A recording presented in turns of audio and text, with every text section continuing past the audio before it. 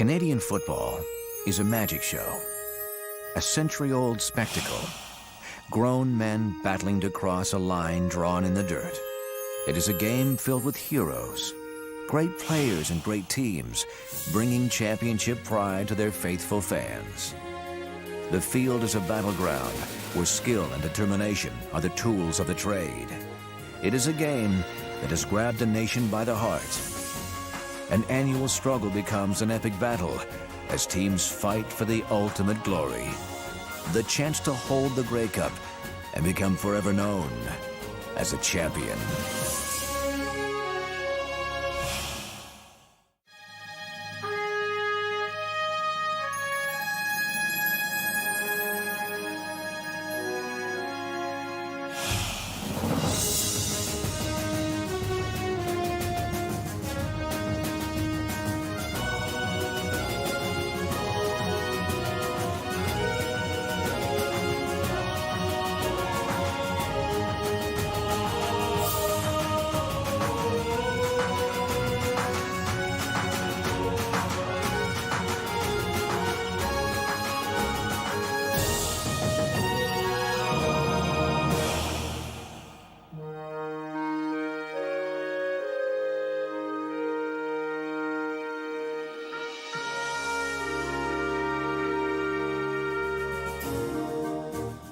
Canadian football was born in the mid-1800s, a child of rugby reshaped by robust young men off on a new world adventure. The version they devised, rougher, tougher, bloodier, found a home on university athletic fields where the student body became the game's first fans. But this wonderful new game was strictly a Canadian phenomenon until a fateful weekend in 1874 when the men of McGill University accepted an invitation to play 2 matches at Harvard and found the Americans playing a different game entirely, an offshoot of soccer containing little of the rough and tumble chaos now so dear to the Canadians' hearts. They played 1 game under the Canadian rules, under McGill's rules, 1 game under the Harvard rules. In the end, Harvard enjoyed the type of football that McGill brought so much that they wrote away to rugby school in England and they got the official rugby rules. The game of the North was now a cross-border phenomenon. Soon, it spilled over the campuses and into the cities, then west with the settlers. No longer merely the sport of the educated elite, it became the game of the working masses. Teams sprang out of meetings held in rooms over grocery stores, in mechanics halls and rowing clubs. Bankers bashed ironworkers. Lawyers took their lumps from lumberjacks. Leagues were born, collapsed, and rose again. A new country had a new game and new heroes.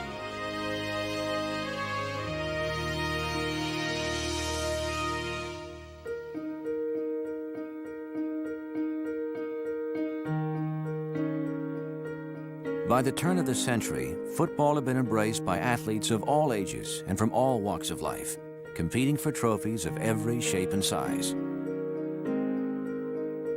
In 1909, word of this new game caught the attention of Albert Henry George Grey, the 4th Earl Grey and the Governor-General of Canada. Well-known patrons of Canadian arts, the Earl and his wife decided that the new game should have a true national championship. At a cost of $48, Lord Grey provided a simple silver trophy that would one day be the stuff of dreams, the Grey Cup. The cup was donated by the Governor-General, Lord Earl Grey, who probably never saw a game played. He put up the trophy for the Amateur Football Championship of Canada, and people who were playing football in all parts of Canada saw it as emblematic of the national championship.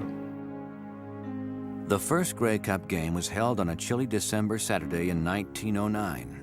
3,800 fans made the trek to Rosedale Field to watch the University of Toronto defeat the Parkdale Canoe Club in what was rather grandly called the Canadian Championship. But Lord Grey's trophy wasn't there. Someone had forgotten to have it engraved. The games then were simple gatherings, young and not so young athletes out for a rough and tumble afternoon. But soon, Earl Grey's Cup was more than just another trophy. As the decades passed and the number of challengers grew, it would become the new game's Holy Grail. In the 1940s, not even a world in conflict could halt the yearly quest.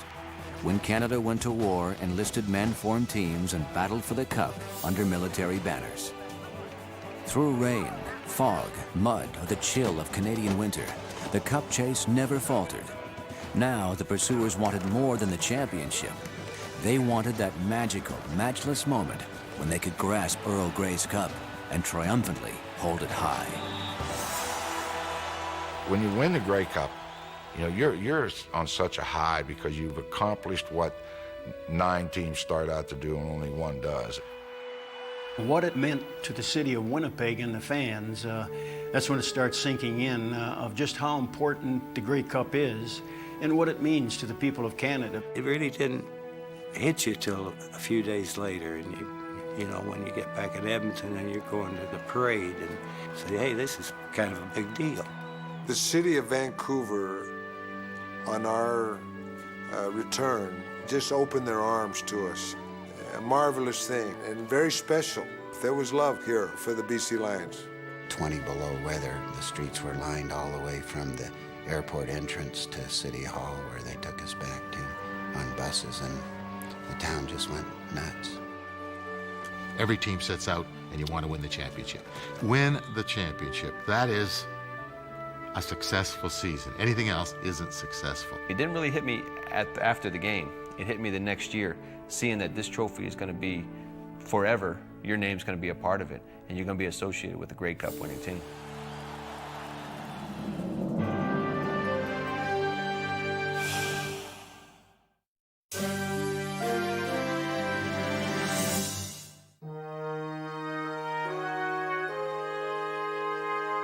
Canadian football's eastern roots gave this rugged game at least a touch of refinement.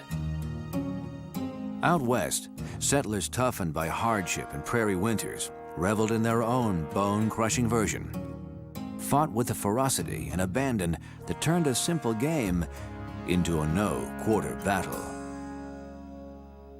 They just threw money into the pot, and the first one that drew blood got the money. There were a lot of broken bones and broken noses and front teeth missing and that kind of thing. In the first game, Regina played against Saskatoon. Up in Saskatoon, the police chief was so upset with the fact that the Regina team was winning, and he thought they were playing too rough against the Saskatoon boys, that he came on the field and had the Regina team arrested. In spite of the potential for injury or arrest, football thrived on the Canadian prairie.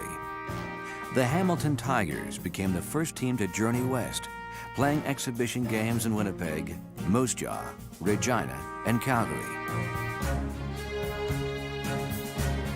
While Eastern teams were happy to share the game with the West, sharing their championship trophy was another matter.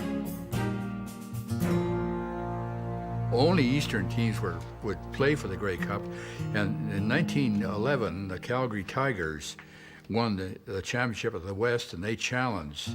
They wanted to play in the Grey Cup, and the CRU wouldn't let them. They would turn them down. They said, you didn't play in the East, you can't play challenge for the Grey Cup.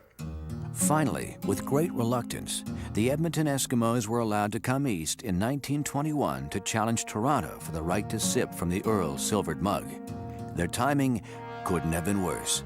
They ran head-on to the man known as the Big Train, Lionel Conacher.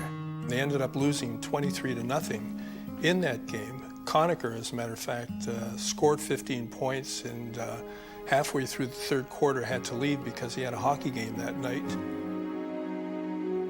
Hockey and football were just two of the many sports on the Conacher resume, all played so brilliantly that he was named Canada's Athlete of the Half-Century.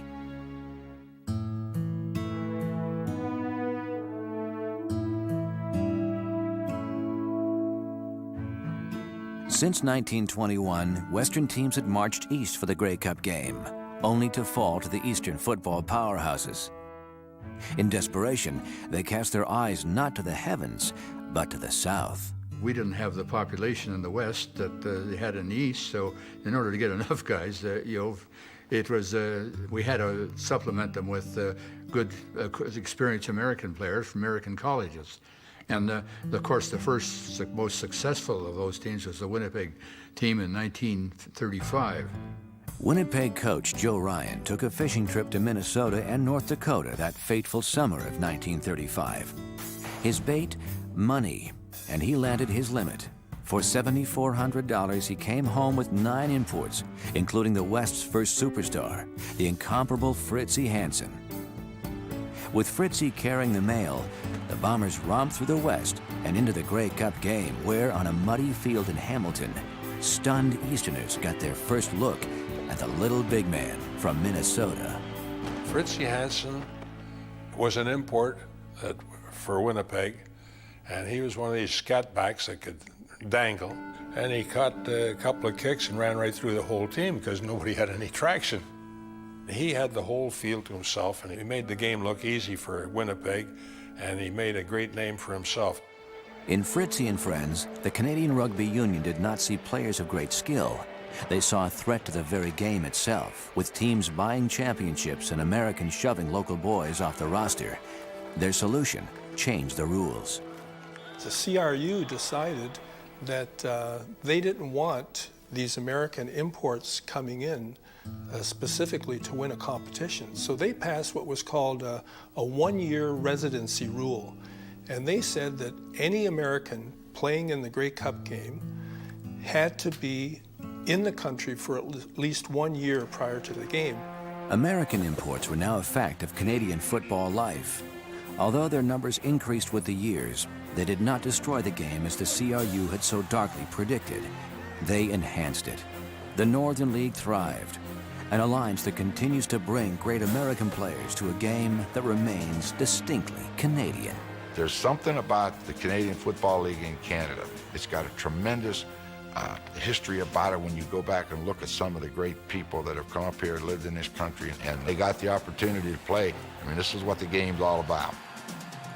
It was an opportunity that I was being given that I didn't see happening in my own country, and I really weighed the pros and cons of going to Canada or staying in the United States, and I chose to go to Canada because they were giving me a realistic opportunity to play the game that I love. I wanted to come play. In the NFL, they would have just used me for, okay, for this and for that. And in Edmonton, I knew I had a chance to do what I wanted to do and play the game. It put the fun back in football for me. It enabled me to go back out, just be an athlete, play football, and enjoy it. And I'll be forever grateful for that.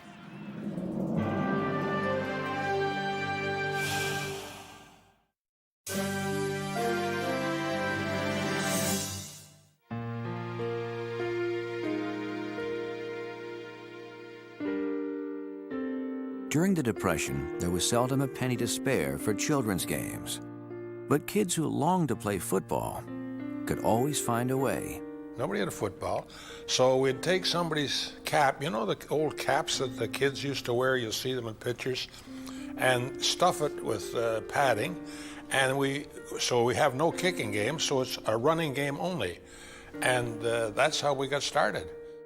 All our footballs were homemade. We couldn't afford a football. Well, I had something made like a football, made out of a sack or some stuff, sack or a pig's bladder or something like that. But the only time that I ever touched a real football is when I went to high school. But young boys become young men, and there are real footballs to be thrown and real games to be played. As a pastime becomes a passion, a game becomes a way of life. Though the stakes grow higher and the win's more important, it all comes down to a simple love of the game. Canadian football was plain, old-fashioned mayhem. You played it, in my day, you played it because you loved the game. The players didn't make any money.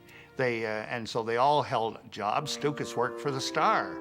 And as a football writer, well, at the time he was playing, which he certainly gave himself the benefit of the doubt in his stories, Stukas tells the story of playing for the Argonauts when they won the Grey Cup, I think it was 1938, and all he got for it was a windbreaker. He says a really nice windbreaker. Though the players weren't making any money, they could see by the crowds paying their way into the parks that someone was. They decided it was time they got a piece of the pie. The man the Toronto Argonauts picked to plead their case, Ennis Stukas. Management was quick to respond. How dare this goddamn football player ask for money? We let them play. We give them great uniforms. We go to the best hotels when we go out of towns. Holy mackerel, and now the guy wants money?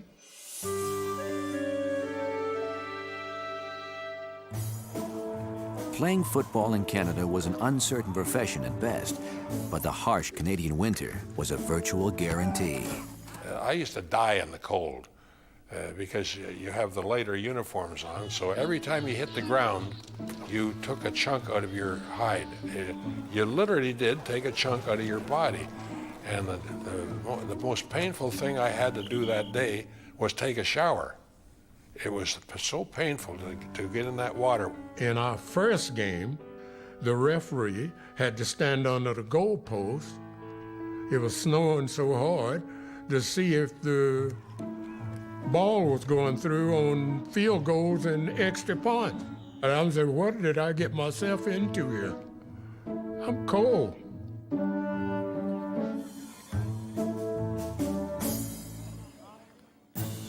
Football was a daylight game. If dusk fell before the final gun, finishing the contest required a little help from the crowd. Fans were urged to park their cars along the sidelines because if the game got going too long, then what would happen was that they'd turn the lights on from their cars and play it out that particular way. We were playing a game in Ottawa, and we played the last 10 minutes of that game, or 5 minutes of that game, under headlights. They got the people to turn their headlights on in the cars, and that's how we finished the game.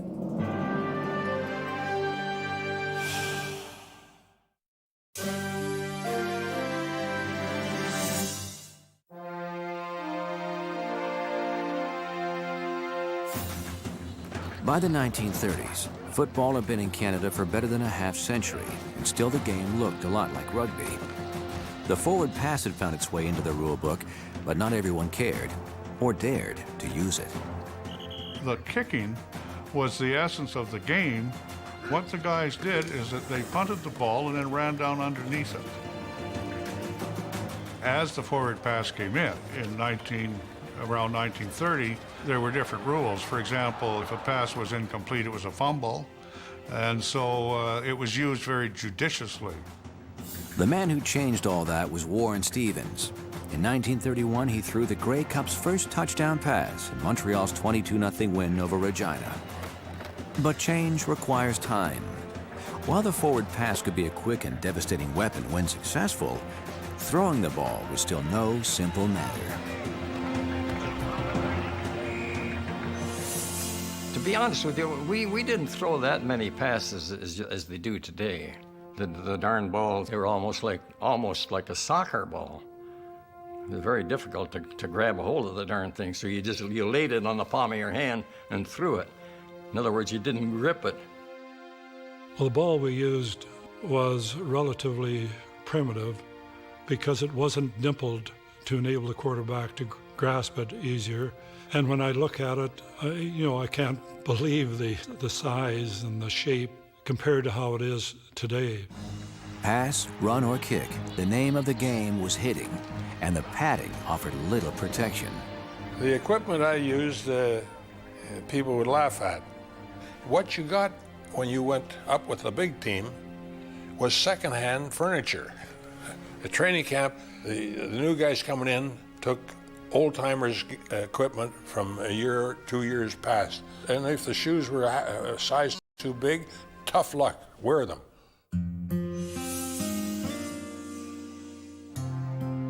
The post-war years were a boom time for Canadian football.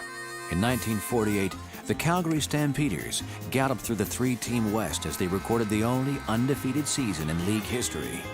Heading east, the 4-day train trip became a traveling party as the Stampeders made the cross-country trek to the Grey Cup game. Arriving with Stetson-topped fans, Indian chiefs, chuck wagons, and horses, the Stampeders didn't just come from the West, they brought the West with them.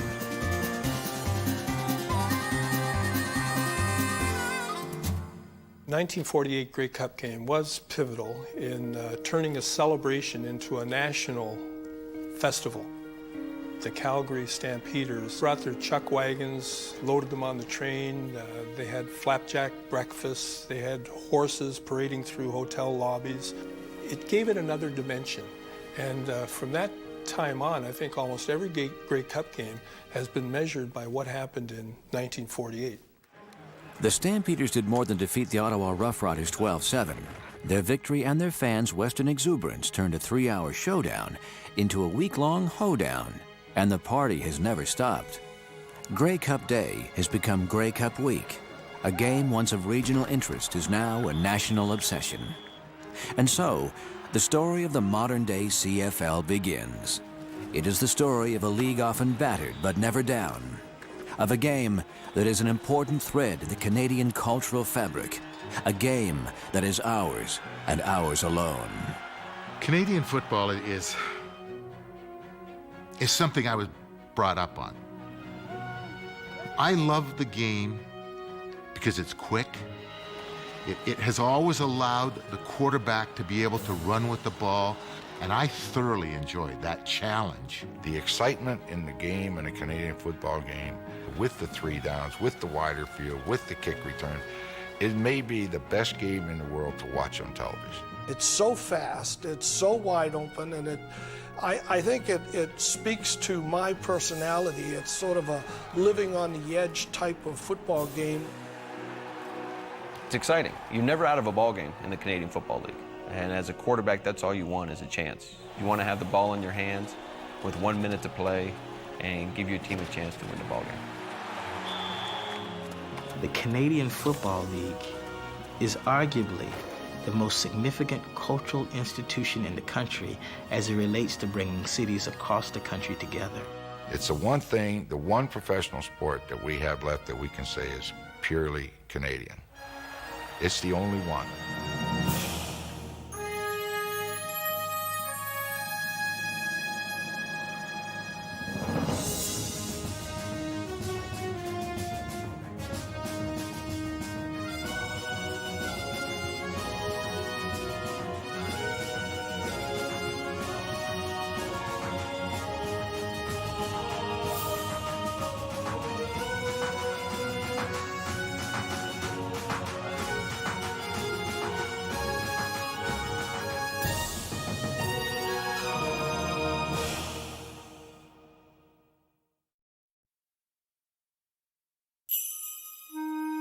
Canadian football is a magic show, a century-old spectacle, grown men battling to cross a line drawn in the dirt. It is a game filled with heroes, great players and great teams, bringing championship pride to their faithful fans. The field is a battleground where skill and determination are the tools of the trade. It is a game that has grabbed a nation by the heart. An annual struggle becomes an epic battle as teams fight for the ultimate glory, the chance to hold the Grey Cup and become forever known as a champion.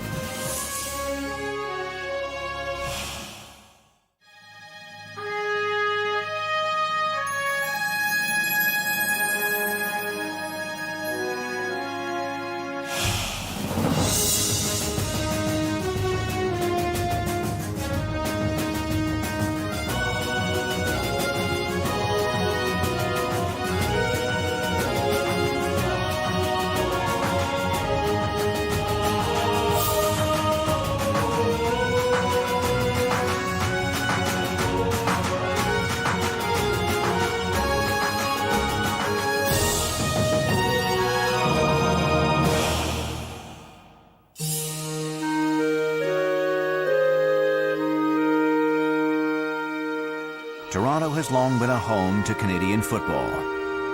In 1873, the Argonaut Rowing Club decided that the new game was a perfect way to keep their rowers in top condition.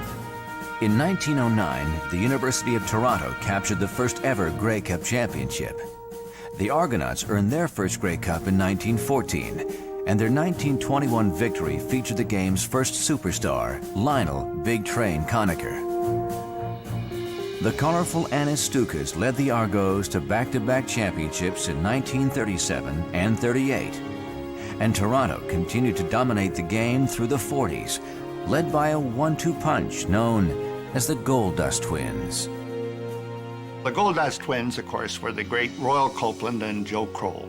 In those days, they played a single wing, and Joe was the tailback. He took the ball from center, and he either ran with it or handed it off or threw it. And his receiver was Royal Copeland, who was a magnificent running back, and that was their big weapon, Joe throwing the ball to Royal Copeland. Royal Copeland, in my opinion, was one of the greatest running backs in Canadian football. He not only had speed, but he was a very deceptive runner. I can't honestly remember anybody really hitting him solidly. He was just a great all-around ball player. Beginning in 1945, the combination of Kroll and Copeland led the powerful Toronto offense as the Argos captured 3 consecutive Grey Cup championships. But no game in Argo history will ever top the 1950 final against Winnipeg, the infamous Mud Bowl.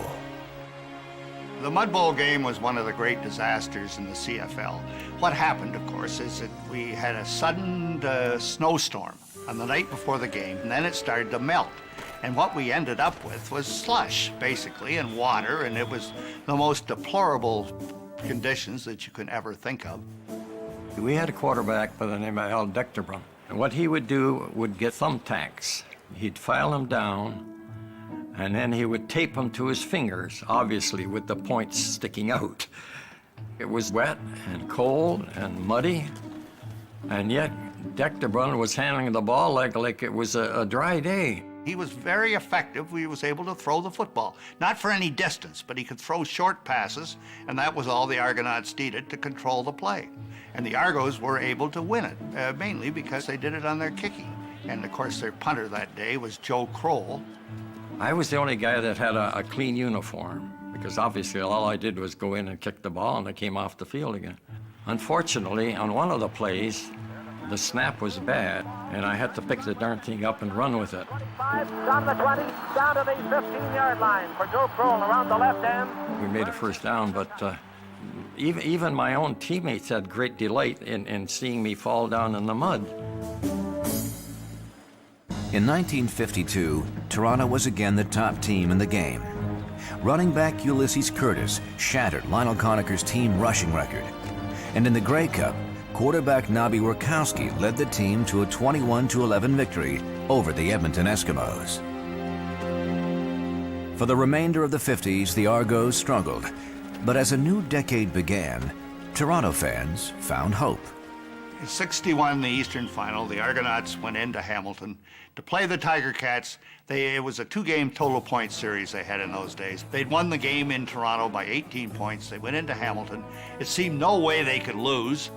Somehow we scored enough to tie the ball game late in the game. We went into 2 overtimes and beat them by 4 touchdowns.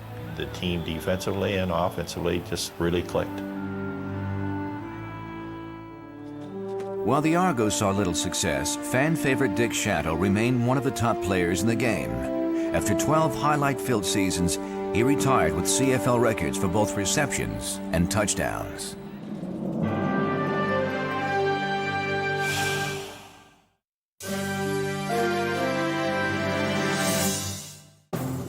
From 1962 to 66, the Argos recorded 5 consecutive last-place finishes. Looking for leadership, the team recruited Toronto Rifles coach Leo Cahill. My first year with the Argonauts was a scary year. We had some guys on that football team that were real characters and coach killers. I got rid of a couple of those guys in a hurry and started building from there, and I think they started getting the idea that there was going to be no nonsense on the football team. A 1967 trade with the BC Lions brought Coach Cahill a tough running back who could do it all, Bill Simons. Bill Simons was one of the finest guys that I ever coached, and to go along with that, he was just a great football player. He was a National Football League type back. He was big, he was strong, he could catch the ball, and he could run. He had some great years for us. When I came to Toronto in '67, I was playing, we had started building a team that was all character. Most of the guys had come from some other team and had been traded, and we kind of put a bunch of renegades together. And Leo was good at that, molding a bunch of guys, and we started believing in ourselves that we were going to win. Among the new recruits, running back Leon McQuay, defensive end Jim Corrigal, and the quarterback people told Cahill he'd never get, Notre Dame's Joe Theismann. Leo Cahill was one of the great recruiters. He could talk people into almost anything. Joe Theismann was going to go with the Miami Dolphins. Leo brought him to Toronto, sat down and convinced Joe that he should play with the Argonauts. They had a big press conference in southern Florida, and Joe pretty well agreed that he was going to go with the Miami Dolphins. And when I heard this, it was on the wire and in the newspapers. I picked up the phone and I called him and I said, Joe, you really deserve to speak with us again, and maybe we can come to some conclusions. He came up and we signed a contract. In 1971, Joe Theismann and the Toronto Argonauts were in the Grey Cup. Late in the game, Toronto trailed the Calgary Stampeders by 3. With a chance to set up a tying field goal, Coach Cahill called a handoff to Leon McQuay. So Leon got the ball and swept to his left, and when he got about to look at the off-tackle play to his left, it opened up like a suitcase, and he planted his outside foot, and his feet went out from under him. That was a very wet field. When Leon slipped, his elbow hit the ground and bounced the ball out, and it was just one of those circumstances. Now, the rule as far as football is concerned is that the ground can't make you fumble, but under the circumstances, the referees called it the other way. The fumble ended Toronto's Grey Cup dream. But as the Stampeders celebrated, Leo Cahill felt certain that things were looking up. 71, I was Coach of the Year, and I said to myself, 72, we're going to win it all. And then we had 7 injuries of starters on that football team, didn't make the playoffs, and I was called in and fired. Leo Cahill is always going to have a controversy around him. He spoke his piece, he loved the media, he always had something to say, the press loved him, and I think if he did bring a great amount of interest to the Toronto Argonauts. Over the next 10 years, the Argos would see 8 head coaches and 8 last-place finishes. A 1981 trade with Ottawa brought quarterback Conrich Holloway to Toronto. The team won only twice that season, but Holloway remained confident. Going to Toronto was one of the best things that ever happened to me. I got a chance to be thrown in the fire and either sink or swim. And I held my guns there and decided I was going to stick it out. And I felt that we could turn that team around. Conrich Holloway was one of the toughest players I ever coached or ever saw compete, because Conrich would rather get hit than throw an interception. He was just a tough, gutty guy that, he would lay it all on the line to win. In 1982, head coach Bob Obilovich installed a high-speed, pass-oriented offense known as the run and shoot. In a single season, the Toronto Argonauts climbed from worst to first. We had a high percentage of completions. We gave the defenses a lot of problems, and it caused the defenses to become more creative too. They had to deal with this now more than ever before. There were some major adjustments with the defenses once we started showing what we could do with that offense. They always isolated Terry Greer, and I don't think anybody at that time, when he was playing at his best, could cover this receiver. And the run and shoot all came off of him because you had to adjust your defense to stop him. So if you had to put 2 men out on Terry Greer, you were playing 1 man short against that offense. Last play of the game, ball's in the air. game's on the line. There's only one guy that I want going up for that ball for me. That's Terry Greer. And he's going to catch it, and he's going to score.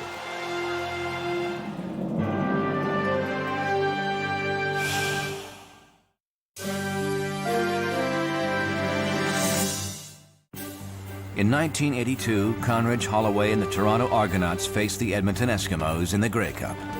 Although the Argos would fall to the Eskimos, their fans felt the moment worthy of celebration.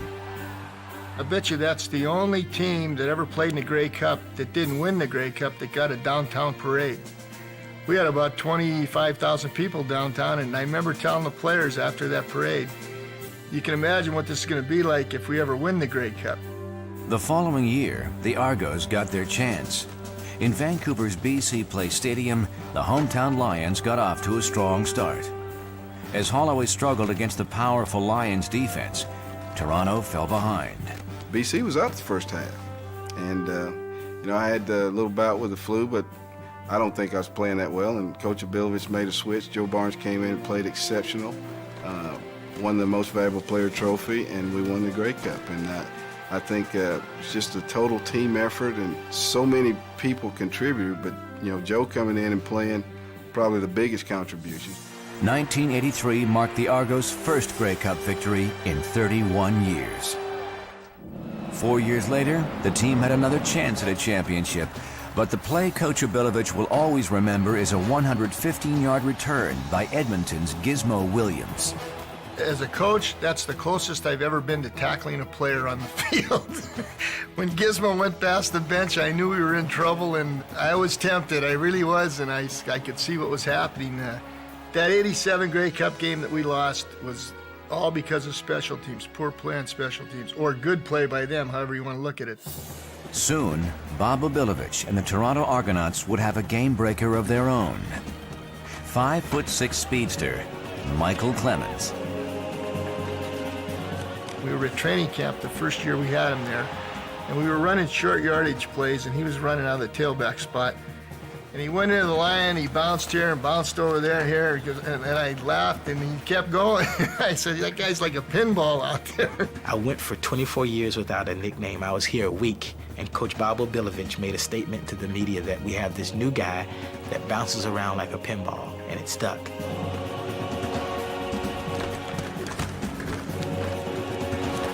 When Mike was playing, he was on the highlight film. You look at the returners and the guys that are punt returning, kickoff returning, playing receiver, playing running back, accumulating all-purpose yards in the league today. And then you pull out a tape and watch pinball and what he did when he was playing. It's not even close. Just like a top hitting the side of a cabinet or something, just bouncing off and just spinning down the field. That's the way pinball was. 1991 brought a new head coach, Adam Rita, and new ownership. The Argos went showbiz as Bruce McNall, Wayne Gretzky, and John Candy shook up the city. People were genuinely excited about the Canadian Football League in Toronto. You had 50,000 people at the home opener. I remember the Blues Brothers were performing at halftime. There was a real excitement about the football team. And of course, the focal point of that excitement was the signing of Rocket Ismail from Notre Dame. Signing Heisman Trophy winner Ishmael cost the Argos new ownership millions. But when he took to the field, it looked like money well spent. He was an exciting player. Every time he touched the ball, it could have been 6. It felt like that when he had the ball, because I don't think I've ever seen a guy that was so fast. He just had unreal speed. Some guys are real fast when they don't have equipment on. You can run a good 40 times.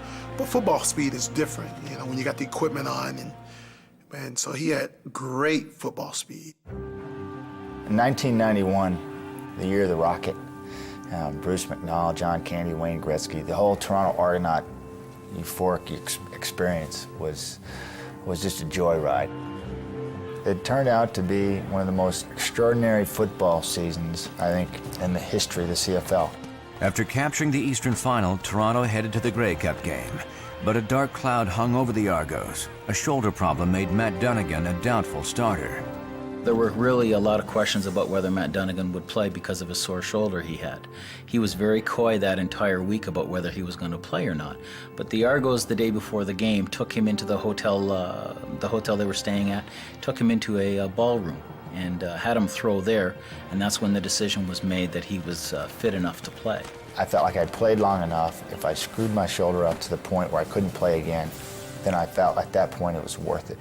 You know, I'd given it my best shot. And who knows if you're ever going to get back to the Grey Cup.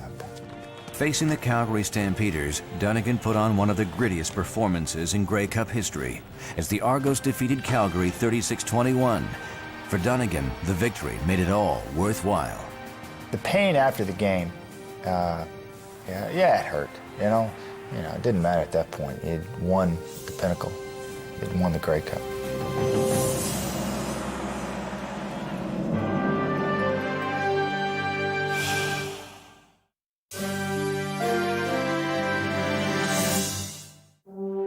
After the 1991 Grey Cup, Toronto sank to the bottom of the East. In 1996, Coach Don Matthews arrived, hoping to right the ship. Don Matthews understands how to win, right? Probably the best coach I've ever played under. I think simply said, he knows how he wants to play the game, and he's very good at surrounding himself with the right personnel in order to do that. I believe that I teach the players to expect to win, and that's one of our attitudes. So every time that we go on the football field, I want my football team to have the attitude that we expect to win. We don't hope to win and we don't think we can win, but we expect to win. Matthews found a quarterback who knew how to win, Doug Flutie. And to put together the game plan, he recruited former Argos head coach Adam Rita. When I went to Toronto, Adam Rita was the offensive coordinator, and Adam basically put in a couple of things early in the beginning of camp, and then after that said, whatever you want to do, we'll do it. I was at a point in my career where I really understood this game, and I basically implemented my own offense and the things that I wanted to run and called my own plays and just went out and had fun. Doug Flutie made us feel as a team, anytime we stepped on the field, we were going to win the football game. Didn't matter what point in the football game it was, didn't matter how many points we were up or down, because Doug Flutie was the quarterback, we were going to win. In 1996, on a snowbound field in Hamilton's Ivor Wynne Stadium, the Edmonton Eskimos and the Toronto Argonauts prepared to battle for the championship of the CFL. The 96 Grey Cup was Canadian Football League at its best. It was snowing. They were plowing the sidelines. It was one of those classic Canadian winter days. It did not feel cold. I don't know what the temperature was that day, but the snow just kept piling up, and the snow was piling up in a hurry, and traction became a definite problem. I couldn't stand up.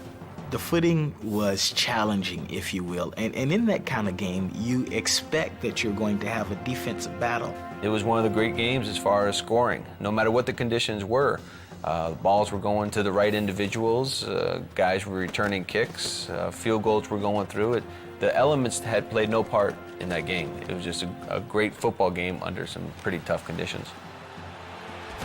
Eddie Downtown Brown made the greatest single game catch I've ever seen. In the first quarter, he caught a bomb pass. It went through his hands, hit his knee, then hit his foot, came back up, he grabbed it in his hands, and ran into the end zone untouched for the touchdown. Offense was the name of the game as both teams managed to overcome the elements.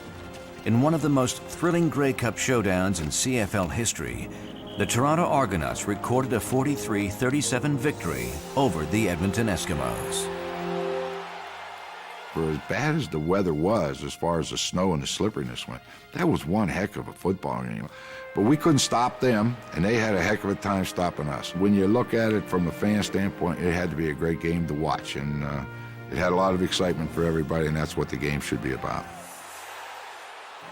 The following year, Toronto was back in the Grey Cup. The Western champion Saskatchewan Roughriders were no match for Flutie and the Argonauts, and Toronto romped to a 47-23 victory, their first back-to-back championships in 50 years.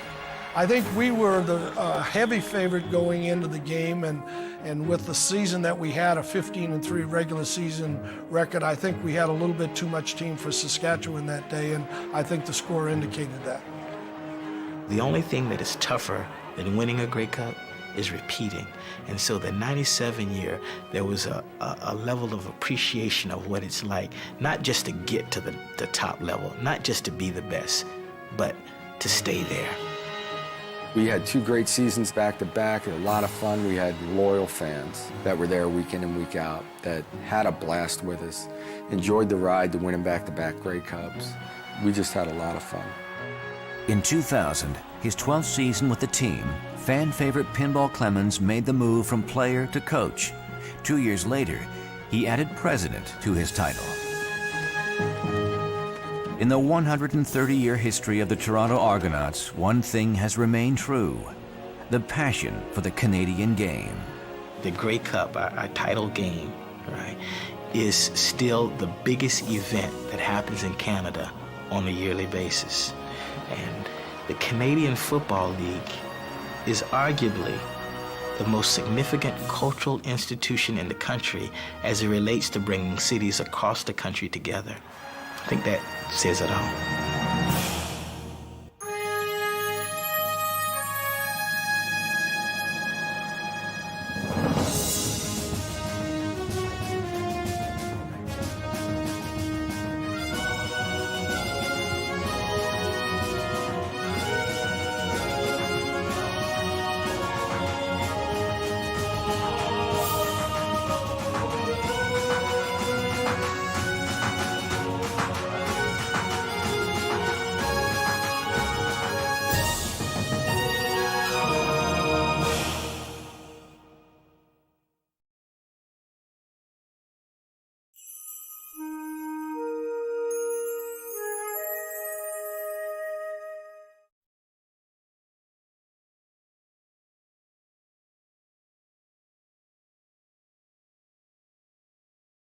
The Hamilton-Toronto rivalry is as big now as it ever was.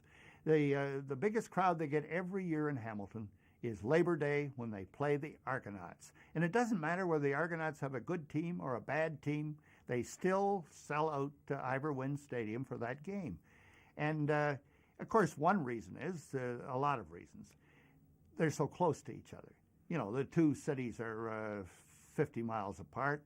And secondly, people in Hamilton resent Toronto. Toronto being the big sophisticated city, you know, with the stockbrokers and the skyscrapers and everything, and Hamilton is a steel town, a working man's town. As an Argo, they tell you that in order to come into the country, you got to hate the Ticats, so otherwise we're not going to let you across this border. And it's such, it's unexplainable how it carries on. People don't talk about it. They don't say, "Hey, listen, you know, we don't like Hamilton," right? It is just natural, and nothing symbolizes it more. We love when Hamilton comes to Toronto, right? But nothing symbolizes it more than Labor Day down in Hamilton, and the fans being right on top of you, it seems. The fans that just, if you wore double blue, they're ready to drop and fight you right then and there, both sides. They have some tough fans over there too, but I'd say that we'd won most of the battles. I can remember going to Hamilton and winning a game over there and coming out of the dressing room and having one guy have a guy up against the wire fence 3 feet off the ground in a chokehold, and guys swinging at us and doing all kind of things when we were getting off the bus. And that never happened at Ottawa. It never happened even in Montreal, and it certainly didn't happen out west. People out west were much more civilized, but when you went into Hamilton, you had to take your steel hot helmet with you and make sure that you kept your feet on the ground. Those weren't football games, those were wars. Toronto didn't have the greatest football team, but boy, they gave us some of the toughest times we've ever had physically with anybody, because I think they wanted to beat us so bad because we had that reputation of being steel tough, and those were wars, I'll tell you. It is 60 minutes of organized violence. The two teams just go at each other, and it really doesn't matter what the records are. It doesn't matter, if one team is doing really well and the other team is not doing so well, or both teams are competitive, or you can throw all the records out the window when you get to the Toronto-Hamilton game. It is a game in which guys play with every ounce of who they are because they know what's on the line. Most of them were close, hard-fought games, and I especially remember the away games more than the home games. It's just the fact that we used to play in the old CNE Stadium in Toronto, and just having to get tickets for my family and friends in Toronto. They used to shove all the Hamilton people over into the one corner of the stadium, the far end of the stadium, where the wind, especially in October and November, would blow the hardest. And it was just a great atmosphere. And even Toronto back then was selling out. We were getting sellout crowds, and every Toronto-Hamilton game was like almost a mini Grey Cup.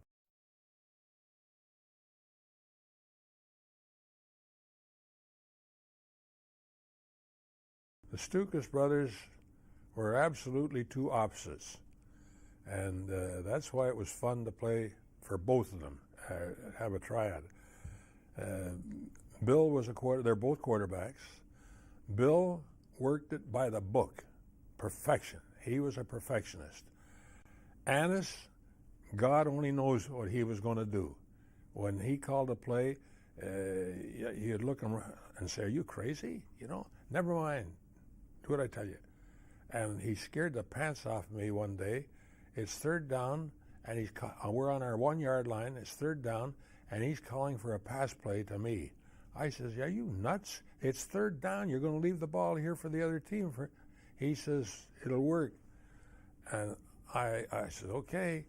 So I took off down the field, and it was a long pass of maybe 40 or 50 yards, And all the time I can see that ball in the air, my hands are shaking. I said, "I better not drop this."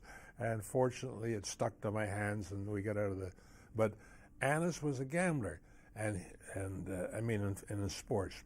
And Lou Heyman, the coach, used to get mad at him for it. But Annis always had the answer. But it worked, Lou.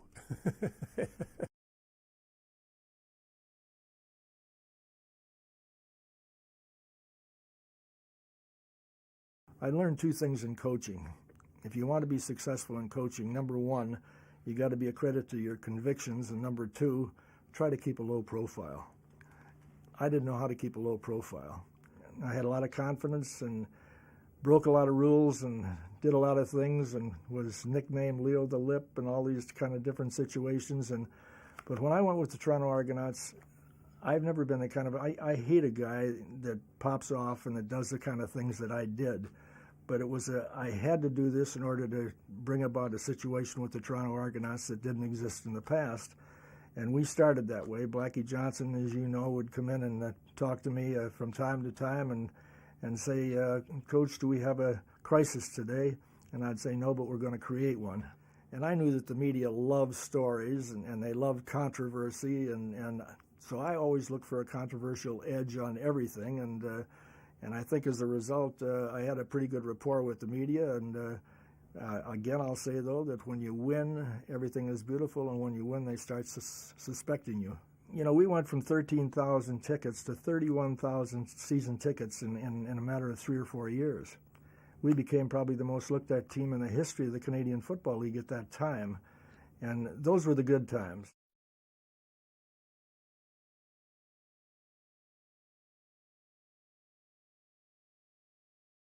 The black quarterback issue during my era was very big.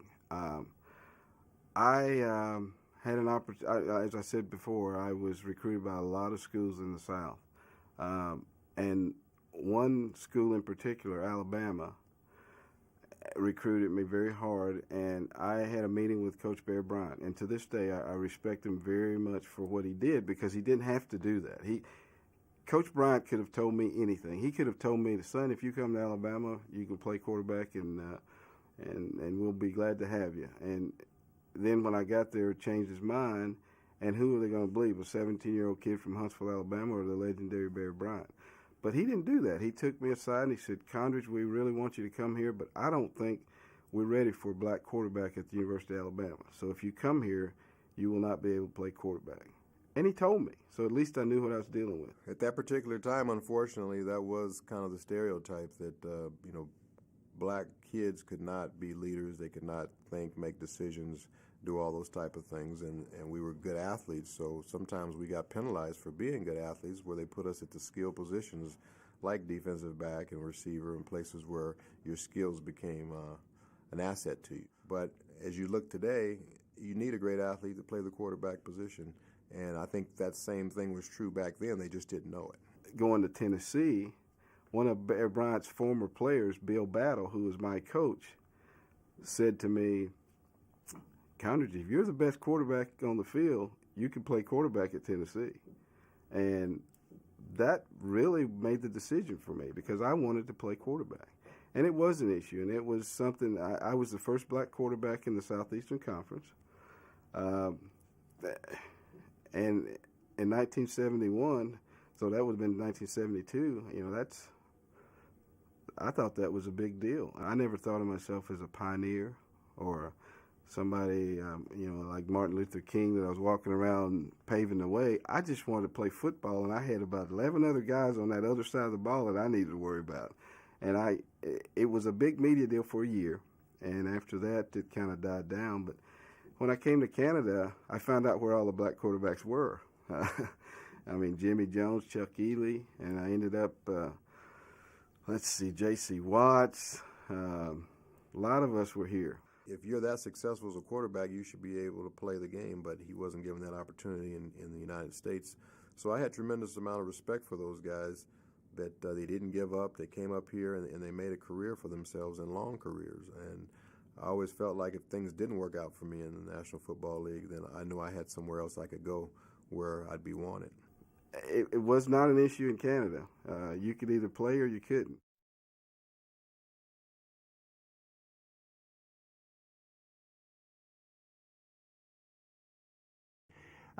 The Argonauts, no doubt about it, they had done everything bad in all these years, and suddenly Leo got the team, and he turned it around.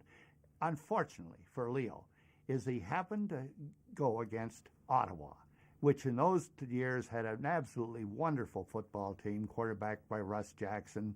He had Ronnie Stewart and Whit Tucker and Dave Talon, and they were one of the best teams that has ever, I think, that's ever been on the field in Canadian football. And the Argonauts, unfortunately, were never able to beat them in the playoffs, though they came close the famous year where Leo said that it would take an act of God to beat them. This was '69. We had a quarterback club that there'd be a couple hundred people in every week and another couple hundred on the street trying to get in. And at this quarterback, they asked me what I felt about the following game because we'd just beaten Ottawa by 8 points in the first playoff game, and then we had to go over there and finish it up in order to win the series. And when somebody asked me if we thought we could win that football game, my first reflection was only an act of God can stop us.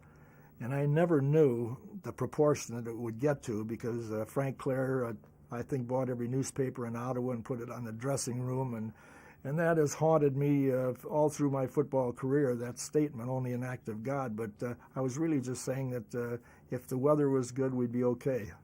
I knew we were in trouble when looking out from the press box just before the game started. There was Russ Jackson walking on the water of the Rideau Canal. The field was just solid ice. We got trounced.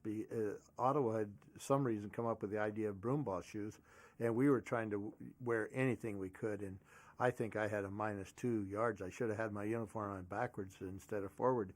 Would have looked like I was gaining yards instead of losing. But it was so slippery. It was just incredible. It was an act of God because there was ice on the field. They come up with broomball shoes, and which was very smart on their part. And I think Ronnie Stewart ran for about 4.5 miles that afternoon without falling down, and we were slipping and sliding and ended up by getting beat, I guess, by about 20 points. And so the only thing that was a reflection as far as the game was concerned was my big mouth saying only an act of God can beat us.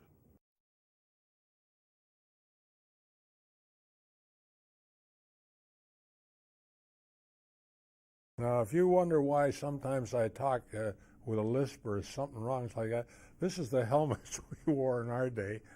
And it was, I look at that and I say, how did we take so many hits and big hits with our head and not all wind up in the funny house? But we didn't, you learned how to tackle differently. We didn't go in head on. You were always on a slant. And that's the only thing that saved the linebackers and all that. But look, you can see how that little flimsy, little cheap things they are. And as far as I'm concerned, I played pro lacrosse, no helmet. I played hockey semi-pro, no helmet. I played a lot of my sports with no helmet, and never got seriously hurt.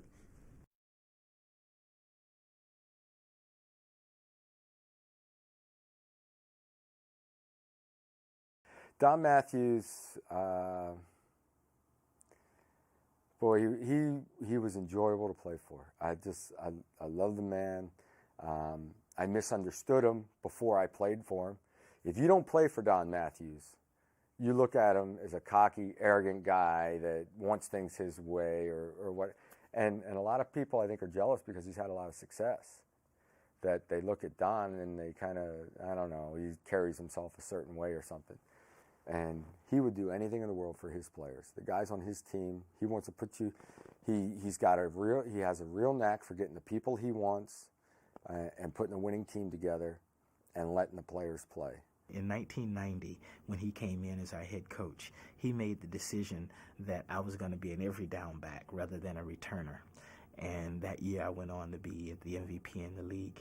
In 1996, he came back and he decided that I wasn't any longer going to be a running back, I was going to be a receiver.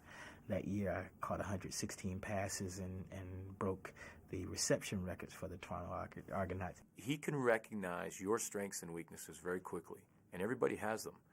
And somehow Don Matthews will never put you in your weakness on the field. That's not easy because there are 12 guys on the field that all have different types of weaknesses, and he can find a way to hide them all.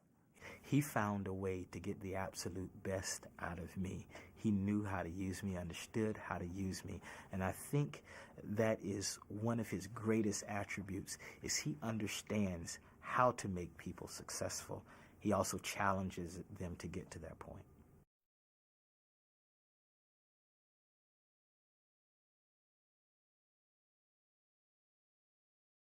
Playing against guys like Condors Holloway, any of these guys that were like scat backs, they were magicians back there. Honestly, God, they were Houdini.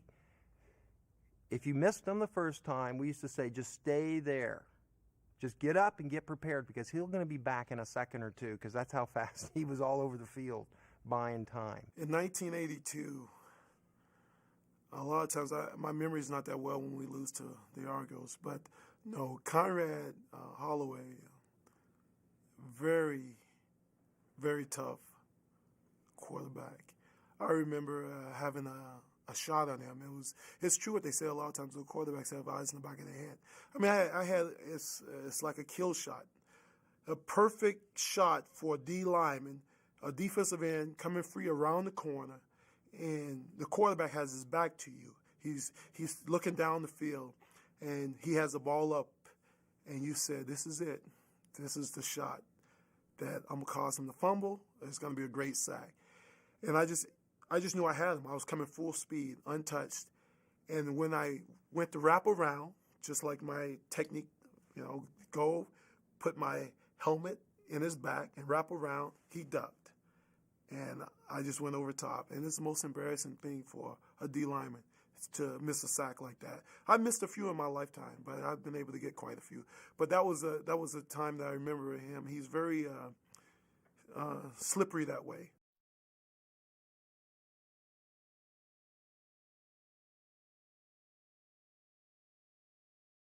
When people talk about the different eras that I've been involved with, the first one that comes to mind is the McNall, Gretzky, Candy era. And when you describe that era of time, I think the first thing that comes to mind is Showtime. Rocket Ismail coming to time, the Blues Brothers. So there are a lot of very fond memories about that time. Maybe my fondest memory is that of John Candy. I think John Candy symbolizes what is the Toronto Argonauts, what is Canadian football. He's a man that was so proud of his Canadian heritage, right? Believed so much in Canadian culture and Canadian traditions, right? But not only that, he had grown to great stature, right? But at the same time, right, treated everyone like they were special. He treated everyone as if they were more special, more significant than he was, right? He was a person that never outgrew, right, who he was. Right? He was proud to be Canadian. He was proud to be a human being, a simple human being who loved humanity, who every time he spoke to you, he engaged you in such a way that you thought you were the most significant, the most special person on the face of the earth. And it didn't matter if Wayne Gretzky was standing on this side and a movie star was standing on the other side. When he talked to you for those 20 seconds or 20 minutes, whatever time you required, not he required, he gave you his undivided attention.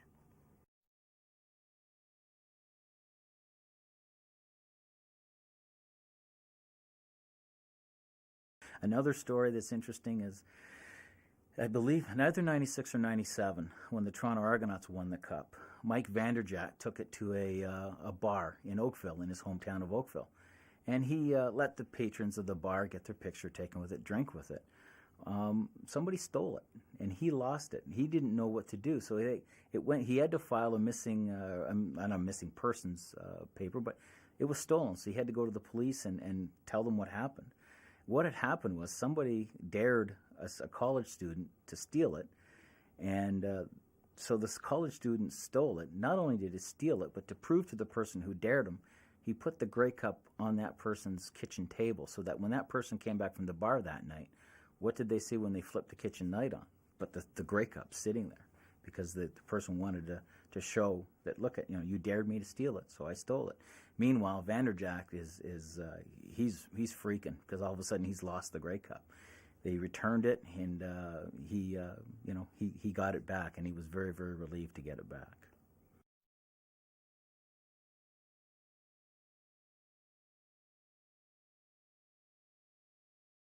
When the West came, it was like something else was born that you knew nothing about. And I remember one night we were training for the Grey Cup at the time, and Winnipeg were training one of the colleges down around Guelph or something, and there was a guy came in out of the dark. We always trained at night, eh?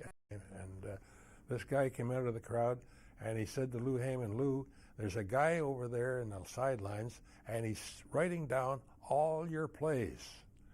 And Lou says, "Just a minute." And Lou leaves, and he comes back in a minute. He says, "Here's a book on all my plays. I've spent 6 months trying to teach my team what they are," he says, "and they haven't got it. Maybe it'll confuse Winnipeg too. Here, take the book." And that was it.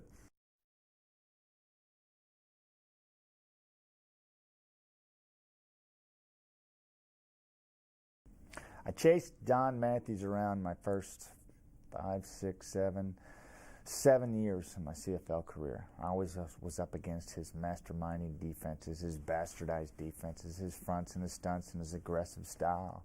I've always, watched him with his quarterbacks, and finally I had a chance to tee it up with him in 1990.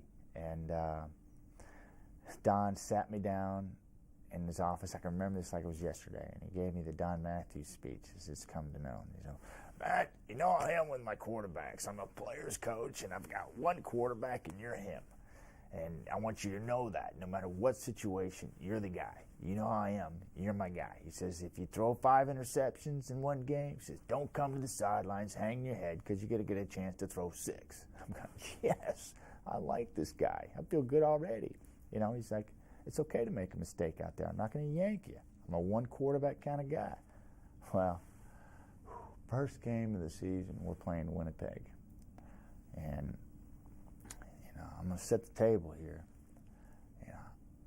I could have thrown 12 that game if Winnipeg could catch. But I threw 7, and I came to the sidelines with a shit-eating grin on my face. And Don's looking at me, and I'm going, hey, Don, am I going to get a chance to throw 8? I got pulled finally after throwing 7. So I tested his theory. And but he's true to his word. He's a one-quarterback kind of guy.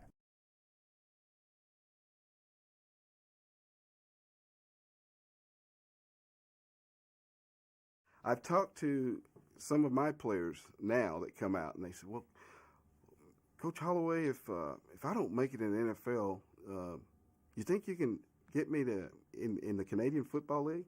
I said, son, let me ask you something. If you can't throw the out on this small field, what makes you think you can throw it on the larger field? He goes, what are you talking about? I said, the field's a little wider, and it's a little longer. And if you're on the hash mark and throwing out to the field in Canada, that's a long ways. You better have a better arm than you had here. So don't think that because it's in Canada, it's an inferior game. That's not the case. And there's a lot of good football players in Canada, and don't ever degrade my my league and my livelihood. I get on a pedestal sometimes about that because these kids don't know. They just think that the CFL is a secondary place. I tell them all the time, I say, guys, let me tell you something. There's any team in Canada will play the Miami Dolphins tomorrow if we can implement one rule, and it'll be fair. And they said, well, what do you mean? Do you want a longer field? You want the Canadian ball? What do you want? I said, we want the nationality rule.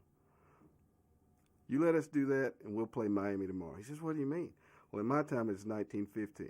I said, well, we'll have 15 Americans, you have 15 Americans. We'll have 19 Canadians, you have 19 of any other nationality you can find other than American, and we'll play you. And they looked at me and they go, well, where are we going to find them? I said, I don't know, but we find them in Canada. You find them and we'll play you. And then they look at me and they go, are those really the rules? I said, yeah. So it's a different game. And all the players are good, but we've got a nationality problem that we deal with. It's not a problem, it just makes the game better. So I'll get off my pedestal. Bravo! Yeah, but we need more.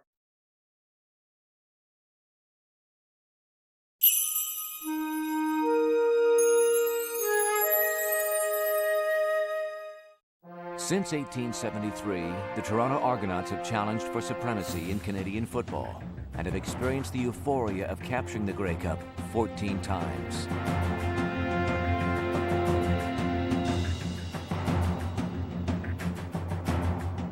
The Toronto Argonauts battled the Winnipeg Blue Bombers in the 1950 Grey Cup that became known as the Mud Bowl. Toronto quarterback Al Dictebrun called a perfect game despite the muddy conditions at Varsity Stadium. While Dictebrun managed to keep a grip on the ball, Winnipeg quarterback Jack Jacobs was not as fortunate. The conditions forced the Bombers to abandon their passing game. In addition to providing the Argonauts with booming punts, Joe Kroll also made one of the biggest plays of the game when he converted a mishandled snap into a 15-yard gain. Kroll's dash set up the field goal, which vaulted the Argonauts to a 13-0 Grey Cup victory.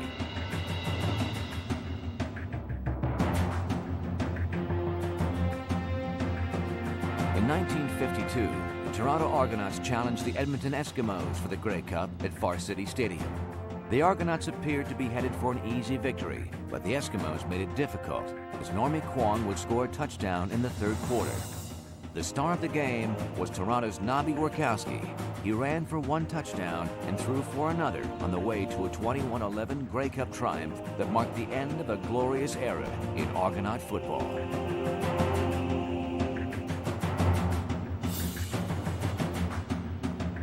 After losing to the Edmonton Eskimos in 1982, the Toronto Argonauts were back in 1983 to face the BC Lions under the dome at BC Place Stadium for the first Grey Cup game to be played indoors. Toronto quarterback Conrad Holloway struggled with the flu and a ruthless Lions defense. The Argo curse looked as though it was still in effect as BC took a 17-7 lead into halftime. In the second half, Coach Bob Obilovich called on veteran Joe Barnes to take over for Holloway at the quarterback position. Barnes made the difference as he produced an 18-17 comeback victory over the BC Lions for the Argonauts' first Grey Cup championship since 1952.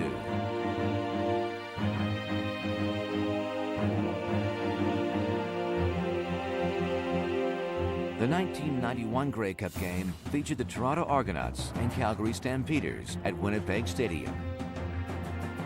The high-profile ownership team of Wayne Gretzky, John Candy, and Bruce McNall assembled a Toronto football team that was a force in the CFL East. Matt Dunnigan, Pinball Clemens, and the lightning-quick Rocket Ismail led a cavalcade of stars all the way to the national championship game. On Grey Cup Sunday, the Rocket took off with dazzling punt returns. Quarterback Matt Dunnigan played through intense pain despite a badly injured shoulder. Dunnigan's heroic effort paid off as the Toronto Argonauts celebrated a 36-21 Grey Cup victory over the Calgary Stampeders.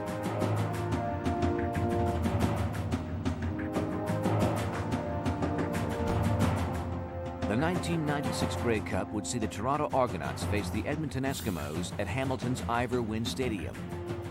On the snow-covered field, the Argonauts and Eskimos entertained the entire nation with exciting football.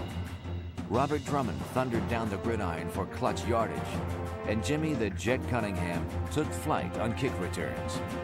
Two of the biggest stars of the game for the Argonauts were Mike Vanderjagt and Doug Flutie. Vanderjagt didn't miss as he managed to boot 5 field goals. Flutie solidified his place amongst the best quarterbacks of all time as he ran the Argo offense with precision on the way to a 43-37 Grey Cup victory.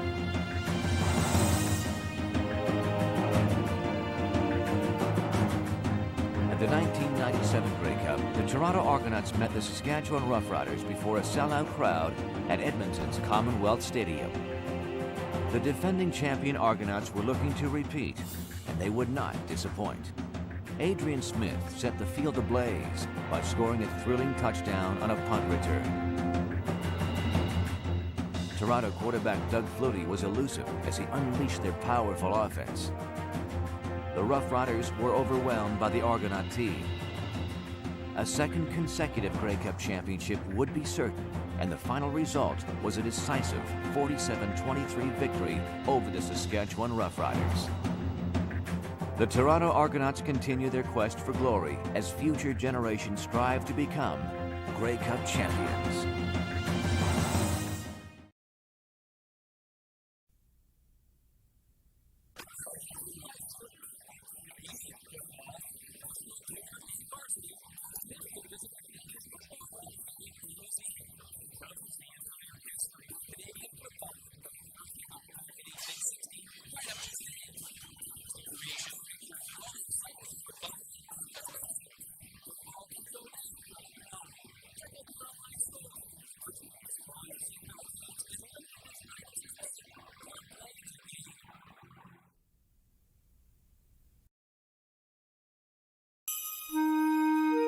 Canadian football is a magic show. It is a game that has grabbed our nation by the heart. This is the story of CFL Traditions, a 5-hour television special that showcases the history and heroes of Canadian football. Live the game's greatest moments through the eyes and hearts of its most celebrated legends. Now available on DVD and VHS, CFL Traditions is the ultimate collector's edition. Each of the 9 franchises is featured in their own special team edition release. 9 teams, 9 titles, available in stores everywhere.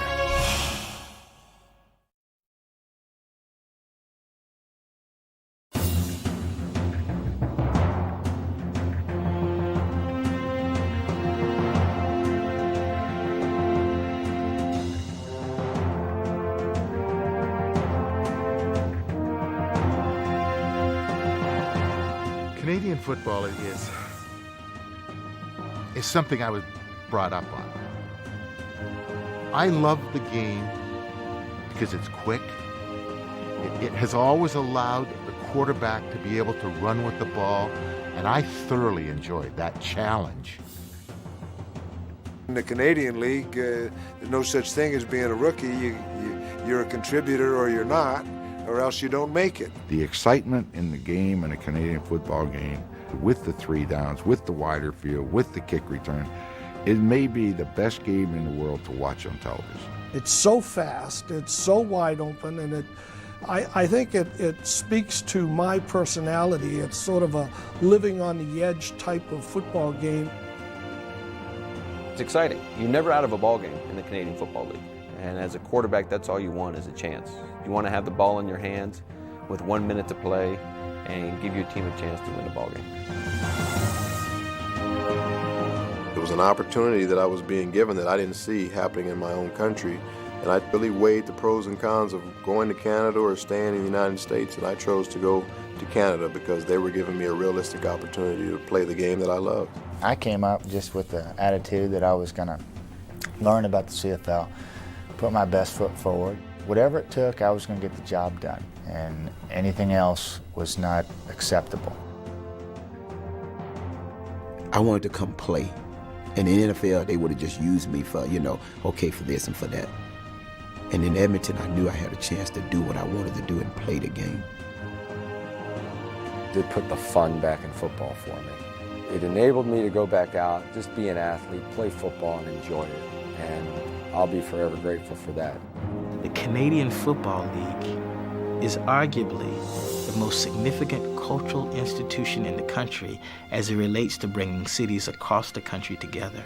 It's the one thing, the one professional sport that we have left that we can say is purely Canadian. It's the only one.